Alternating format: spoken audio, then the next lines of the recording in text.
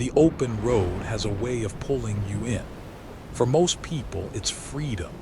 Miles of highway, endless skies, the hum of the engine, and the comfort of knowing you're the only one out there. But ask anyone who spent long nights behind the wheel and they'll tell you, the road has secrets. Out there in the dark, past midnight, when the towns disappear and the radio slips into static, strange things happen. Things that leave drivers questioning what they saw and sometimes, if they'll ever make it home. Tonight, we're diving into 5 true American trucking legends, stories passed from driver to driver, whispered at truck stops and kept alive on CB channels. Each one is rooted in the culture of the open road. Some of them sound like ghost stories, some like warnings, and some, well, they'll make you wonder if the highway itself is alive. If this is your first time here, welcome. You've just tuned into a channel where we share real experiences from real people. Long-haul truckers who have seen things that defy explanation. From the deserts of Arizona to the frozen fields of North Dakota, from haunted rest areas to ghostly hitchhikers, these roads carry more than freight. They carry history, tragedy, and sometimes restless spirits. Before we get rolling, do me a favor. If you enjoy these kinds of stories, hit the like button right now. It seems like a small thing, but it tells the YouTube algorithm that you want more. And it helps this channel reach other people who love late-night horror as much as you do. And of course, if you haven't already, make sure to subscribe and tap the bell icon, so you never miss the next run of chilling tales from America's highways. I've got a lot more coming, and trust me, you won't want to miss them. And hey, after the video, I'd love to hear your thoughts. Did you grow up hearing one of these stories from a trucker in your family? Have you ever been out there late at night and seen something you can't explain? Drop your experiences in the comments section below. I read every single one, and your stories might even make it into a future episode. Sharing these encounters keeps the legends alive. Now, grab a coffee, dim the lights, and buckle up. These aren't just campfire tales. These are the kinds of encounters that keep drivers awake on endless stretches of highway. Eyes flicking to the mirrors, wondering what might be following just out of sight. In tonight's run, we'll follow a veteran driver on I-40 in Arizona who swears he was shadowed by rigs that should have been buried decades ago. We'll hear a desperate CB call on a frozen North Dakota highway that's been echoing since the 1980s. We'll step into a main rest area at midnight, where a man in a flannel jacket waits for a ride he'll never take. We'll revisit Route 66 in Missouri, where a soaked hitchhiker never makes it to her destination. And finally, we'll ride through the Rockies, where cargo that should have been silent began knocking, begging to be let out. 5 stories. 5 roads you'll never look at the same way again. Let's get into it. It was 3 a.m. on I-40, the kind of hour where the desert feels like another planet. The highway outside Winslow stretched flat and endless, nothing but a black ribbon cutting through the sandstone bluffs. A blood-orange moon was hanging low, and the only company I had was the thrum of my engine and the static whisper of the CB. I've been driving trucks for 30 years. I've seen my share of mirages, coyote packs darting across the shoulder, even the occasional drunk stumbling down the median. Nothing rattles me much anymore. But that night something did, something I still can't explain. It started simple enough. A glow in my mirrors. At first, just 2 points of light on the horizon, maybe half a mile back. Another rig, I figured. I eased back a touch on the throttle, letting them catch up. But the lights stayed where they were, hanging in my mirrors like eyes. 10 minutes passed, then 20. They never gained, never dropped back, just hovered. I rubbed my eyes, wondering if the desert night was playing tricks. Out here, distances can mess with you. But then a second set of lights appeared. Then a third. Now there were 3 semis behind me, all riding tight, too tight. Convoy style. My pulse picked up. Truckers convoy sometimes, sure, but not at 3 in the morning with their lights locked onto one rig like a wolf pack on a lone deer. I checked my CB, flicked it to channel 19.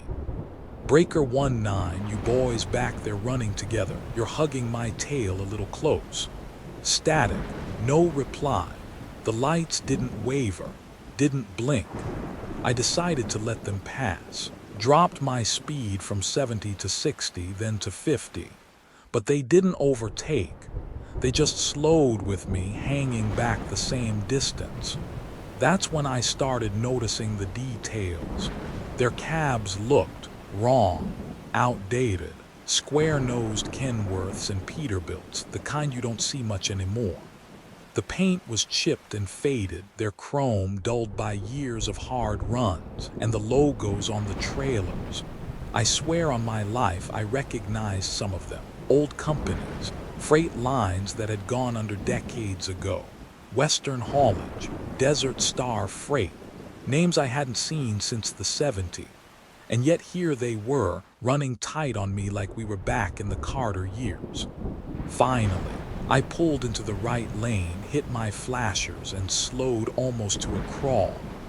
"Go on, boys," I muttered, "get around me." But they never did. I watched in the mirrors, breath shallow as the headlights blurred, stretched, then blinked out. Just gone. 1 second, 3 full rigs were tailing me, the next, nothing but desert darkness. I swerved a little, adrenaline spiking, slammed the heel of my hand against the wheel. "No way," I whispered. "No damn way." I pulled off at the next rest stop, heart pounding. The lot was empty, just vending machines humming and a moth-eaten flag snapping in the wind.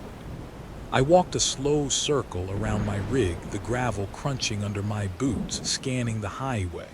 Not a single headlight for miles. That's when I felt it.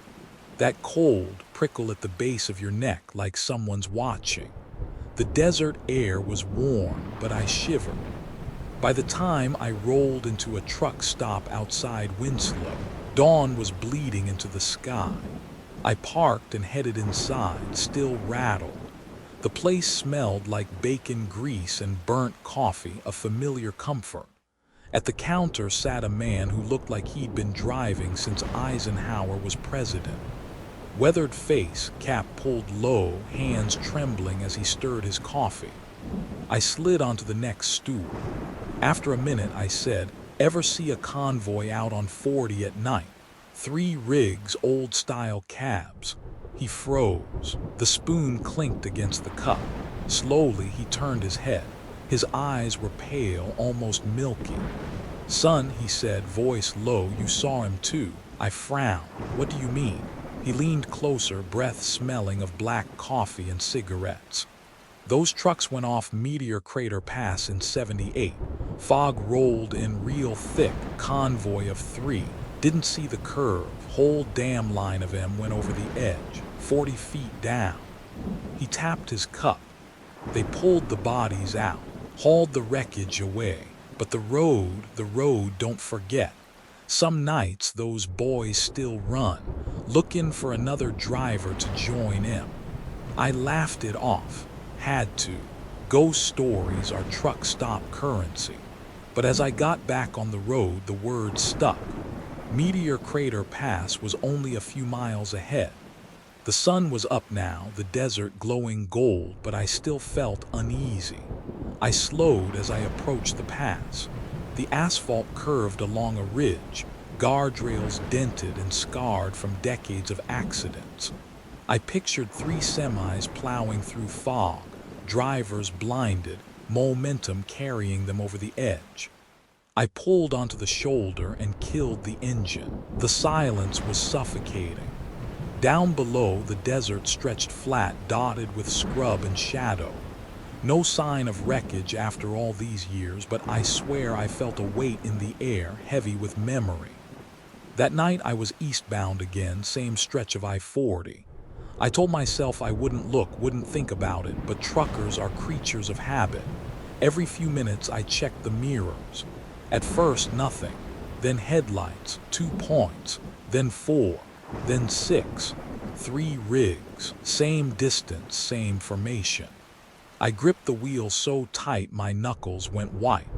My CB crackled with faint static, then a voice whispered through. A voice so faint I almost thought it was in my head. "Breaker, fall in line." I killed the CB, panic rising. The rig stayed with me, never closer, never farther, just pacing me through the night. Finally, I did the only thing I could think of. I muttered a prayer, pressed the pedal, and floored it. My old Freightliner roared, climbing to 80, then 90. The desert blurred past, and still in the mirrors those lights burned steady. Then gone, vanished like before.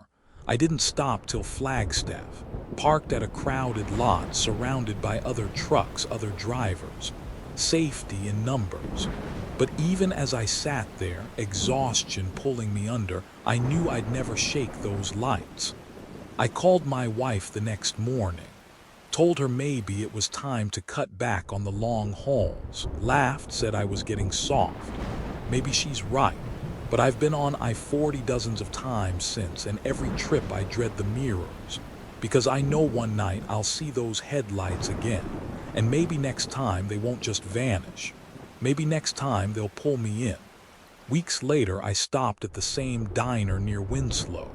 The old-timer was there again, sipping his endless coffee. I slid into the seat across from him and said, "I saw them twice now. Why me?" He studied me, eyes tired. "Ain't about you, ain't about anyone. The road chooses. Some nights it wants company. Some nights it wants a convoy." He leaned back, voice barely above a whisper. "Best pray it don't choose you again." I never answered, just stared into my coffee, the bitter taste sharp on my tongue.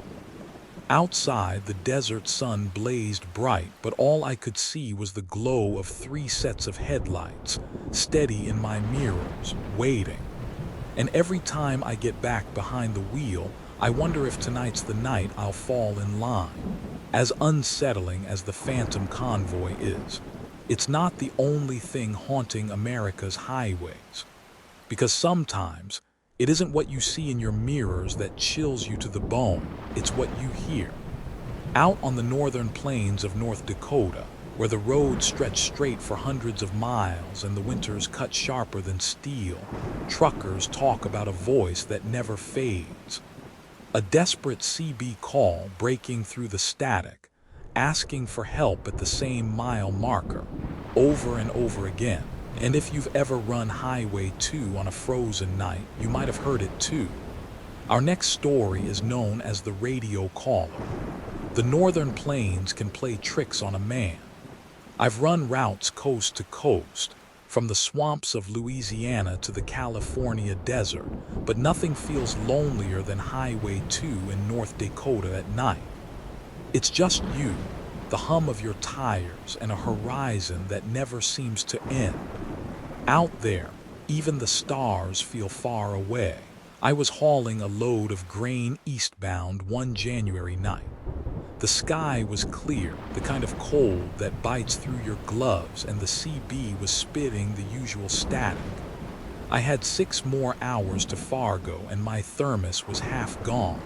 Nothing but me, the road, and the white blur of snow along the shoulders. That's when I heard it. "Breaker, I need help. Mile marker 147. The voice was faint, almost swallowed by static, but it cut through clear enough. Male, desperate, ragged, then silence. I frowned, adjusted the squelch. Maybe some driver stranded. I checked my GPS. Marker 147 was still an hour up the road. I keyed the mic. "Copy that, driver, you stuck out there. This is eastbound haul on 2. No reply, just static. 5 minutes later it came again, same words, same tone, like someone hitting play on a tape recorder.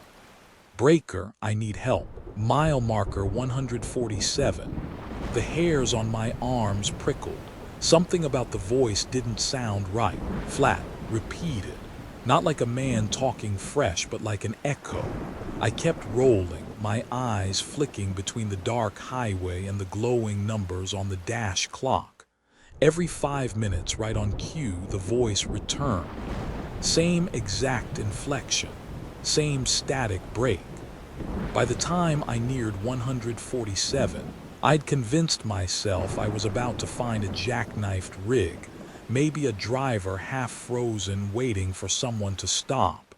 My gut was tight, but when I passed the green sign, mile 147, the road was empty, shoulder clear, ditches clean, nothing but frozen fields stretching to the horizon. No tracks, no skid marks, no wreck, just silence. I slowed to a crawl, scanned with my high beams. Nothing. Then the CB crackled again. Breaker, I need help. Mile marker 147. The voice was calm now, not panicked, almost resigned. An hour later, I pulled into a truck stop outside Devil's Lake. My nerves were frayed. I parked between two reefers, the diesel fumes thick in the cold air, and trudged inside. The place smelled like burnt coffee and fryer grease, neon buzzing overhead. Behind the counter was a woman in her 60s, wiry, sharp eyes that had seen a lifetime of drivers pass through. I ordered coffee black and asked if she'd ever heard anything strange on the CB around here. She set the cup down slow. Mile 147, she asked. My stomach dropped. Yeah, I said. You've heard it. She nodded. Everyone's heard it. Been going on near 40 years. She leaned on the counter, voice low. Back in '83, a driver named Jim Hollies got caught in a blizzard out there. Whiteout conditions, wind chill 40 below. They say he called for help, but no one could reach him. By the time a plow found his rig, he was frozen stiff in the cab, coffee still in the cup holder, hands locked on the wheel. She sipped her own coffee. They hauled the body out, but not the truck. Blizzard buried it fast. Some say it's still under the drifts out there, rusted to the frame. And some say Jim's still calling, every 5 minutes, always the same words. I felt a chill deeper than the North Dakota winter. I left the stop an hour later, tires crunching over ice, her words rattling in my skull. I told myself it was just local lore, the kind of story waitresses tell to spook tired drivers. But when I hit the highway again, the CB lit up. Breaker, I need help. Mile marker 147. I gripped the wheel. The sign was still 50 miles behind me, but the call followed. Same voice, same timing. I decided to test it. I keyed the mic, forced my voice steady. Jim, you out there, what do you need? Silence, then static, then like a looped recording. Breaker, I need help. Mile marker 147. I shut the CB off, couldn't take it anymore. The silence in the cab was almost worse.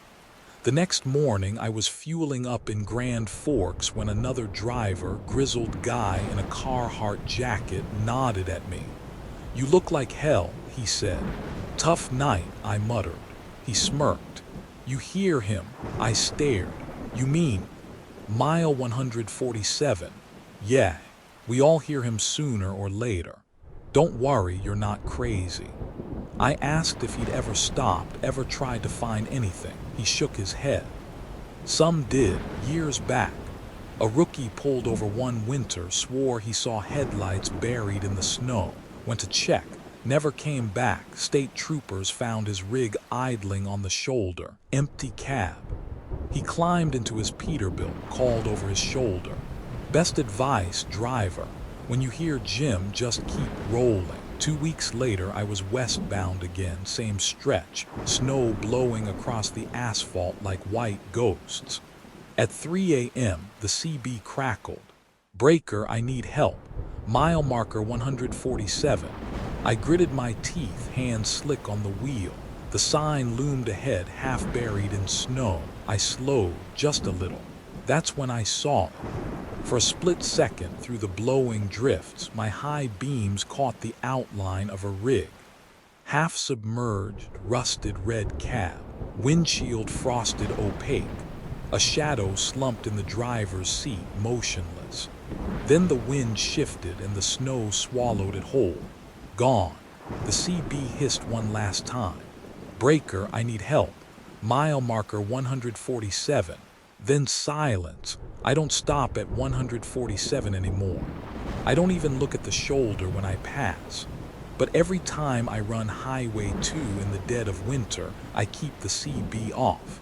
Because I know if I turn it on, I'll hear Jim's voice again, caught forever in a loop of static, reaching out across the years. Some nights when the road is empty and the snow drifts high, I wonder if his rig is still out there, waiting under the ice, waiting for someone foolish enough to answer. And I pray it's never me. Cold voices on the CB aren't the only warnings drivers hear out there. Sometimes, it isn't the endless highway that unsettles you. It's the places you stop to rest.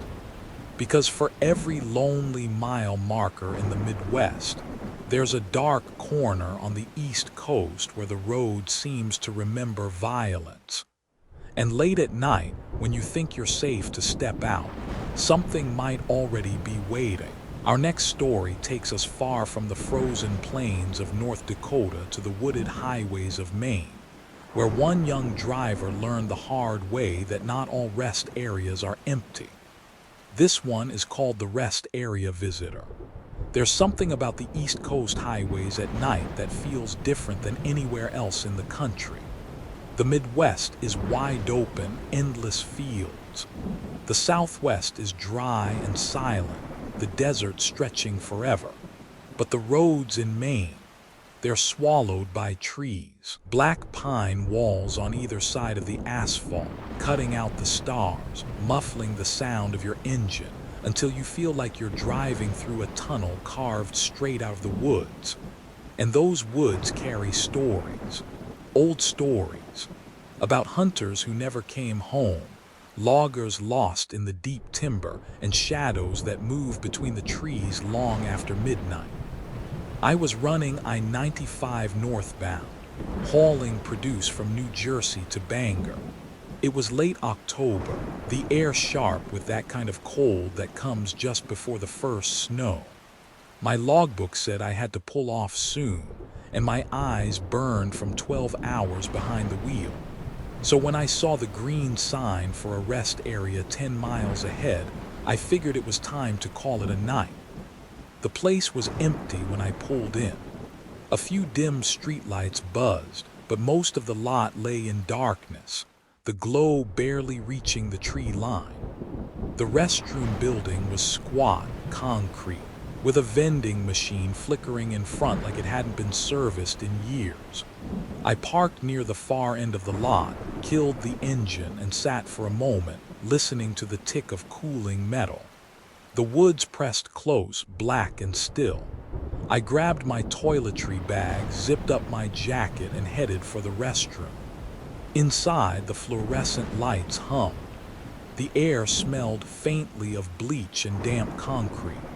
I set my toothbrush under the faucet, bent over the cracked sink, and started brushing, the routine as familiar as shifting gears. That's when I saw him. He was standing just outside the doorway. I caught him first in the mirror above the sink. A man in a red flannel jacket, jeans stiff with dirt, boots heavy like workwear. His face was half in shadow, but I could tell he was watching me. At first, I figured he was another driver stretching his legs, but he didn't move, didn't shift, didn't blink. Just stood there, eyes locked on me through the open doorway. I spat foam into the sink, wiped my mouth, and tried to play it cool. Evening, I called out, my voice echoing in the tiled room. No reply. He didn't even tilt his head. Just stood there like a mannequin. My pulse quickened. Something about him was wrong. People don't stand that still. I told myself I was being paranoid. Maybe he was drunk or strung out.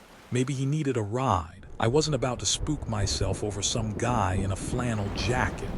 I rinsed my toothbrush, shoved it in my bag, and squared my shoulders. "You need something, buddy?" I asked, stepping toward the door. The man didn't answer, didn't even breathe as far as I could tell. His eyes were glassy, catching the fluorescent glare. I took one more step, close enough now to see the damp on his boots, the mud clinging to the laces, and then he vanished. No sound, no movement, just gone like smoke dissolving into the night air. My heart slammed into my throat. I stumbled back against the wall, swore out loud. The doorway was empty, but on the concrete outside leading away toward the woods were wet boot prints, fresh, dark. They trailed off into the trees. I didn't sleep in that lot. I jumped back in my cab, slammed the locks, and drove through the night until I hit Bangor at dawn. By the time I dropped my load, I was wired on coffee and nerves. I couldn't shake it, though. The stillness of that man, the way he'd vanished, those prints leading into the forest. Later that morning, I stopped at a diner on the edge of town, a place drivers swore by for cheap pancakes. The waitress, a woman in her 50s with a heavy down east accent, noticed my bleary eyes and asked if I'd had a rough haul. I told her what I'd seen, half joking, half desperate for someone to tell me I wasn't losing my mind. Her face went pale. She set down the coffee pot, leaned in close. "You saw him," she said. "The logger." She told me the story had been around for decades. Back in the 1970s, a logging crew worked deep in the forest not far from that stretch of highway. One of the men, a young guy in his 20s, got into a fight with the foreman. Some say it was about pay. Others say it was about a girl. One night he left camp, stomping down the trail in his red flannel jacket. He never came back. Weeks later, hunters found his body near the spot where the rest area would eventually be built. He'd been beaten, stabbed, left for dead in the leaves. "They say he never left," the waitress whispered. "That he waits for rides home. Folks see him standing near the restrooms just like you did, but if you try to talk to him, he fades. And sometimes, if you follow those boot prints, you don't come back." She shivered, poured me another cup, and told me to steer clear of that stop. I wanted to forget it, chalk it up to exhaustion, to headlights messing with my eyes. But 2 months later, I was back in Maine, running the same route. And damned if my hours didn't push me right past that same rest area around midnight. The lot was empty again, lights buzzing, the building squatting low against the trees. My hands tightened on the wheel. I told myself to keep going, no reason to stop. But then I saw him, just for a second in the glow of the sodium lamps. There he was, standing at the edge of the lot, flannel bright against the dark, watching my rig roll past. I didn't stop. I pushed the pedal harder, my eyes fixed on the road ahead. But in my mirrors, I swear I saw him raise his hand like a man thumbing for a ride. The last time I saw him was the winter after. Another long night, another deadline. Snow on the ground, my wipers squeaking against the glass. I'd forgotten about him until I pulled into that rest area again, this time desperate for a bathroom break I couldn't put off. The lot was half buried in snowdrifts, tire ruts frozen solid. I parked close to the restroom, dashed inside. The air was freezing, the pipes groaning. And there he was, standing in the exact same spot. Flannel jacket, muddy boots, staring at me. This time I couldn't move, my body locked, breath steaming in the cold. I tried to speak, but my voice caught in my throat. He took one step closer. His boots left prints in the frost on the tile. I bolted, dropped my bag, sprinted back to the cab, and slammed the door. My hands shook so bad I could barely turn the key. But when the engine roared to life, I looked back at the building. The doorway was empty, just frost and silence. I haven't stopped at that rest area since. I don't care if I'm running on fumes or busting my logbook. I'll keep rolling till I hit the next exit. Other drivers laugh when I tell it. Some nod quiet like they've seen him too. Maybe he's looking for justice. Maybe he's just lost, stuck between the trees and the road, waiting for someone to take him home. All I know is this: Maine's highways aren't empty after dark. And if you find yourself brushing your teeth in a lonely rest stop, and you catch sight of a man in a flannel jacket standing just outside the door, don't try to talk to him, because he isn't there. And he hasn't been for 50 years. Some spirits linger where they were taken, waiting in silence at rest stops and forest edges. But others, they move.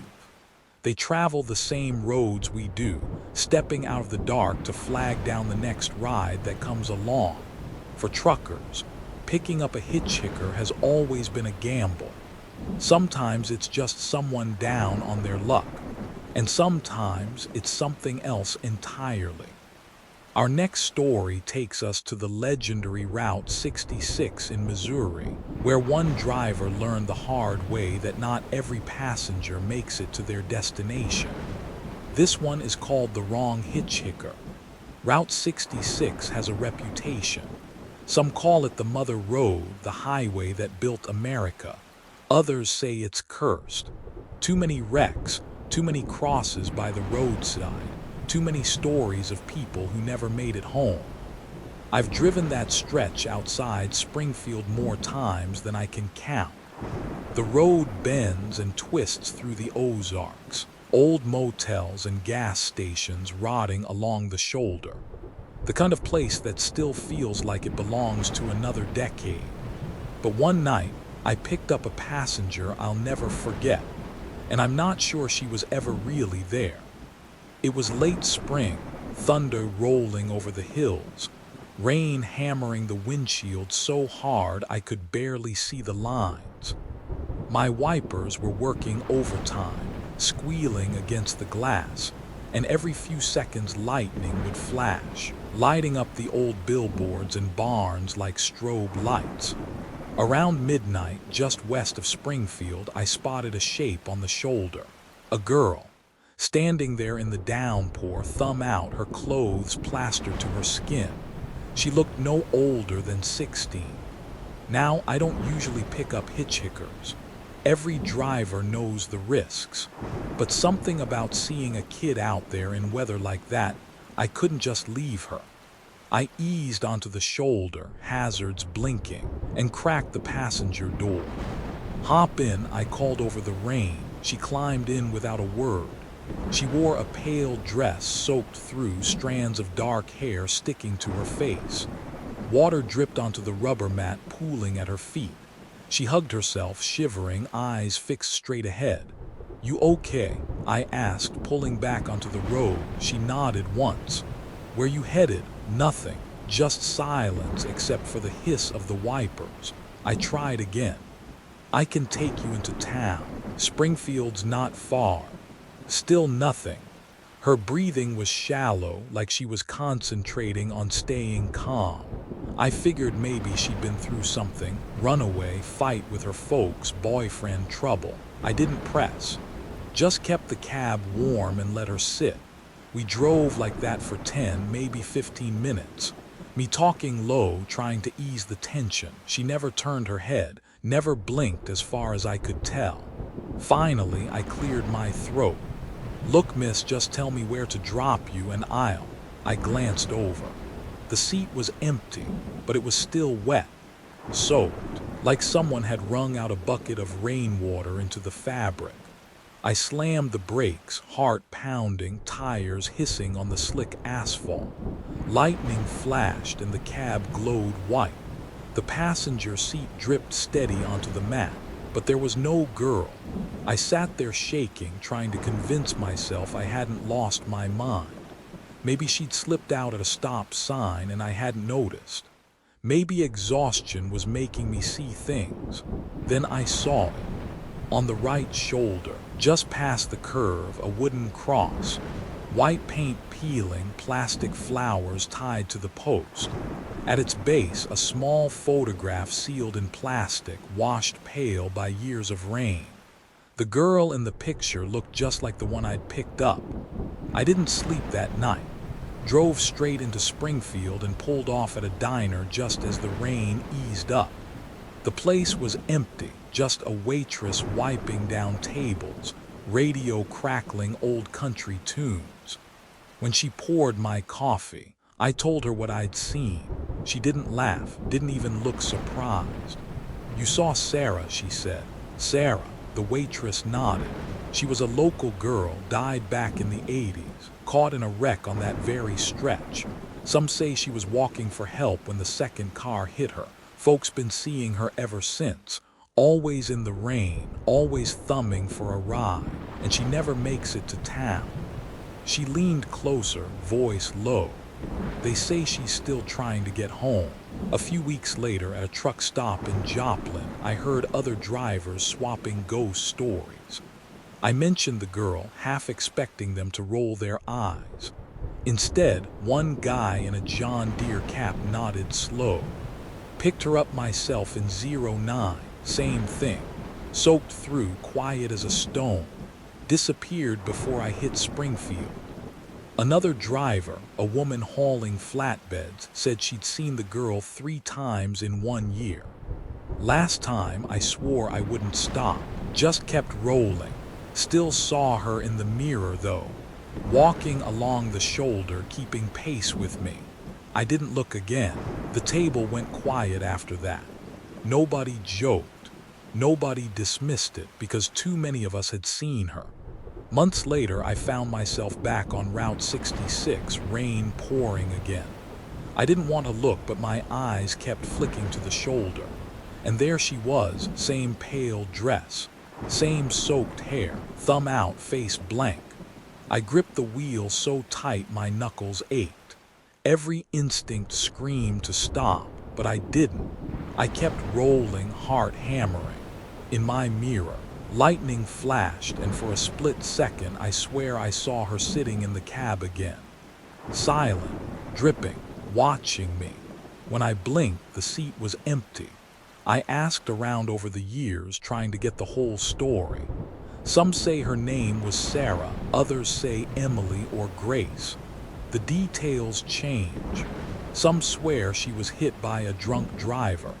Others say she was running away from home and never made it past the storm. But the part that never changes is this.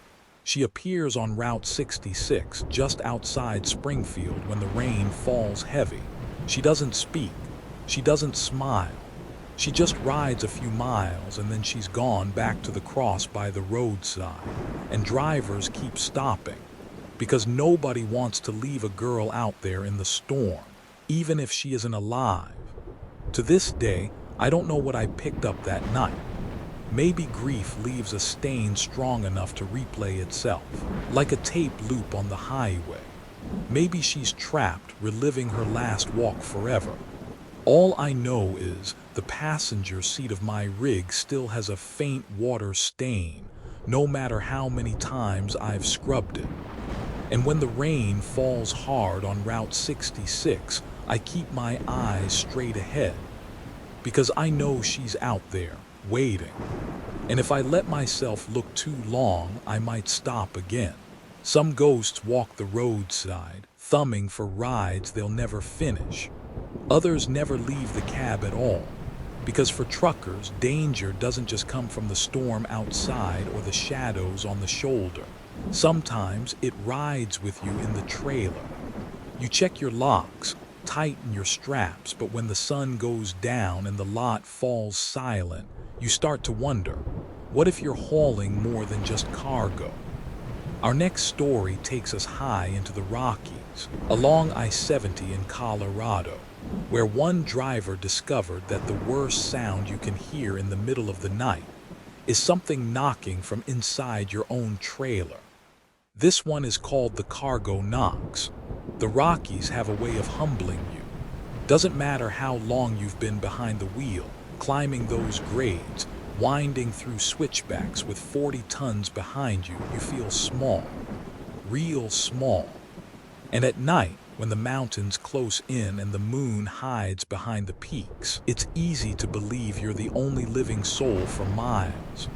That's why drivers tell stories about I-70, not just about the wrecks or the avalanches, but about things that ride with you when you're all alone. This is one of them. I was westbound out of Denver, hauling a load of electronics bound for Salt Lake City. Standard pallets, televisions, monitors, stereo systems. Nothing special, but valuable enough that the broker warned me 3 times to keep the trailer sealed. It was late October, and snow had already dusted the higher elevations. My Freightliner strained up the long climb near the Eisenhower Tunnel, engine growling, tires humming against blacktop. By the time I came down into Silverthorne, my hours were shot. I needed to park, grab some sleep before I pushed into Utah. I found a small turnout, half lit by a single buzzing lamp. Just me, the mountains, and the faint roar of I-70 in the distance. I shut down the engine, locked the doors, and crawled into the sleeper. The cab ticked with cooling metal. The air was thin and sharp. For a while, everything was quiet. I don't know why I woke up. No dream, no noise at first, just a feeling like the air had shifted. Then I heard it. Knock, knock, knock. 3 hard raps, metallic, echoing through the trailer. Then silence. I froze. Maybe it was the load shifting. But electronics don't shift when they're strapped down tight. I grabbed my flashlight, slid on my boots, and stepped out into the cold. The lot was empty. The mountains loomed like black walls against the sky. My breath came out white. I walked to the back of the trailer, beam cutting across the doors. The padlock was untouched, no tracks in the gravel. I pressed my ear to the steel, nothing, just silence. After a minute, I shook my head, muttered to myself, and went back to the cab. Must have been the wind. But the moment I settled back onto the bunk, knock, knock, knock, louder this time. I couldn't let it go. I grabbed the keys, stomped back into the cold, and unlocked the doors. The steel hinges groaned as I pulled them wide. The beam of my flashlight swept across the pallets. Rows of cardboard boxes strapped tight, shrink-wrap glistening. Nothing out of place. No gaps, no shifted loads. But the air inside the trailer felt heavy, stale, like it had been sealed too long. I climbed in, checked each strap, slapped the boxes just to hear them thud solid. Everything was normal. I climbed out, slammed the doors, locked them again, and stood there in the silence. For a long minute, nothing happened. Then, just as I turned to walk away, knock, knock, knock. The sound came from the inside. I ran back to the cab, slammed the locks, and sat there with my flashlight still in my hand. My heart hammered so hard I thought it might crack my ribs. The knocking started again, not 3 taps this time, but a pounding, relentless. Bang, bang, bang, like fists slamming against steel, begging to be let out. I jammed the keys into the ignition, fired up the engine, and tore out of that turnout. Gravel sprayed under my tires as I pulled back onto the highway. I didn't care about my logbook anymore. Didn't care about hours or fines. I drove, white-knuckled, eyes flicking to the mirrors, the trailer rocking behind me. Every few minutes the pounding came again, echoing through the frame, rattling my teeth. By dawn, I was still driving, eyes bloodshot, hands numb on the wheel. When I finally pulled into the warehouse lot in Salt Lake, I was shaking. The foreman, a short guy in a reflective vest, waved me into the dock. "Rough night," he joked as I backed the trailer in. "You have no idea," I muttered. They broke the seal, swung the doors open. I stood nearby, arms crossed, pretending to check my paperwork but really just watching. The pallets looked untouched, boxes stacked neat, nothing missing, nothing broken.